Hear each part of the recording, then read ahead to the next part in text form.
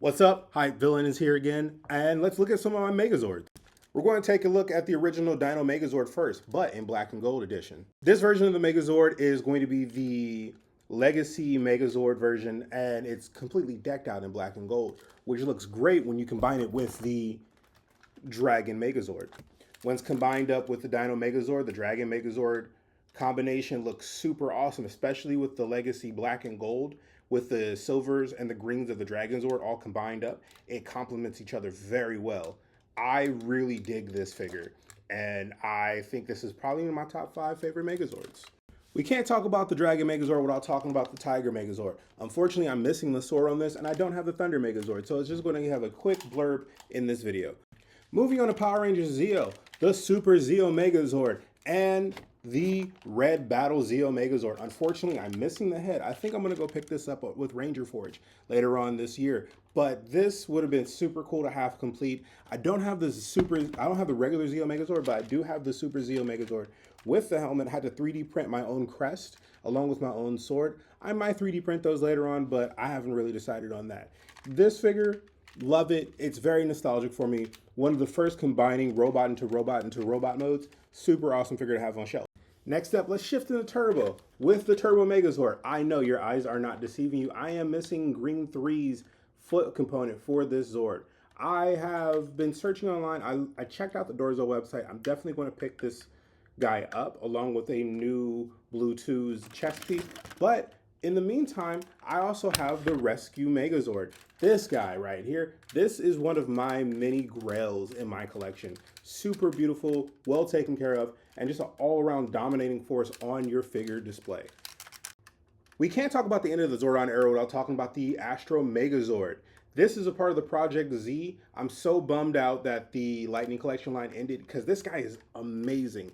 I don't have the Mighty Morphin and Dragonzord from that line, but I didn't hear good reviews about it. But this guy, I heard nothing but positive things, and having it in hand, it is hefty, big, dominating, and just beautiful to look at. The colors, the shading, the blues, the silvers, the reds, everything about this Megazord is amazing, awesome, and I personally love it. You can't talk about anything in Power Rangers in space without addressing the Mega Voyager. Now, this figure holds a very special place in my heart, and not on top of that, it was kept in pristine condition. Now it's on my shelf. Then I added the Mega Wingers to make it the Mega Winger Voyager figure. This guy looks amazing. From all the array of colors that combine it up, the toy design in this figure just is out of this world. Pun intended. Taking a look at one of my bigger Megazords, comparatively, the second biggest Megazord in my collection next to my Astro Lightning Collection Megazord would be my Astro Train Megazord. As you can see, I am missing Train 1. That's okay. I'm going to get it eventually. But just looking how imposing this figure is on shelf is well worth it. It's huge. It's beefy. It's a little light because you have to fit the Lightspeed Rescue Megazord parts in it to give it that extra girth. But I think it's a very cool looking Megazord because who doesn't love trains? Next up, we're going to take at Power Rangers Time Force, the Time Force Megazord. This Megazord is very unique because it has 2 different modes, the Alpha mode and the Beta mode, or the red and the blue mode. Personally, I think this is one of the more forgettable Megazords. I think that it's very undersizing. It grew on me a little bit. The more I have it in hand, the more I want to see it reach its full potential. I think I've ordered the Shadow Striker, so sooner than later, I'll be able to combine all these things up to have a really solid Megazord, I believe. So hopefully that's looking towards the future. The next Megazord up on my list is the Kong Megazord with the Polar Brothers arms and the mechanical Bison Zord at the bottom. Personally, I'm looking to get an actual Bison Zord so I can have better looking legs. Something that Bandai America did with these figures is that they changed the figures slightly for the American market and they made this more of an interactive toy. Personally, it's not my cup of tea, but the rest of this figure is straight from the Japan line. So there's a lot of die-cast metals in these plastics that hold the figure together and stand the test of time.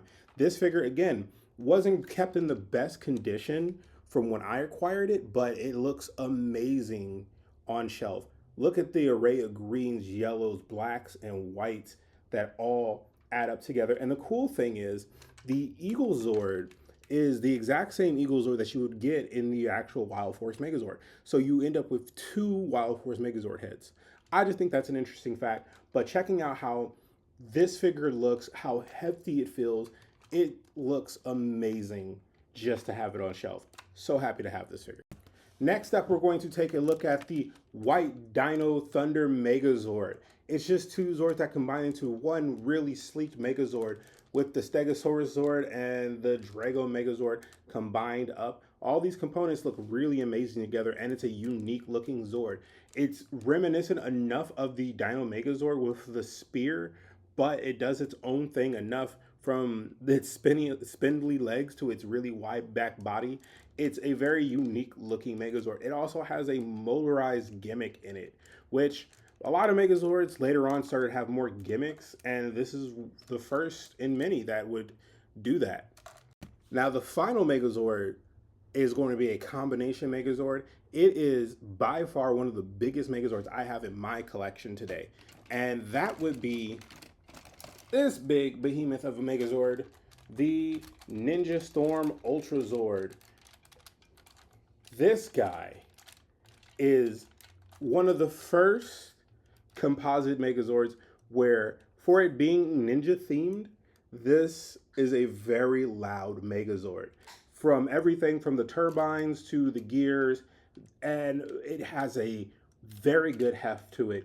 A lot of die-cast metal in it that gives it an extra weight.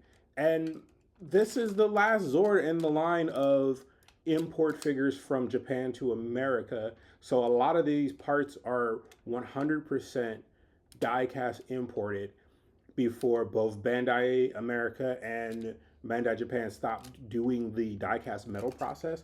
So this right here is an actual piece of toy engineering and history.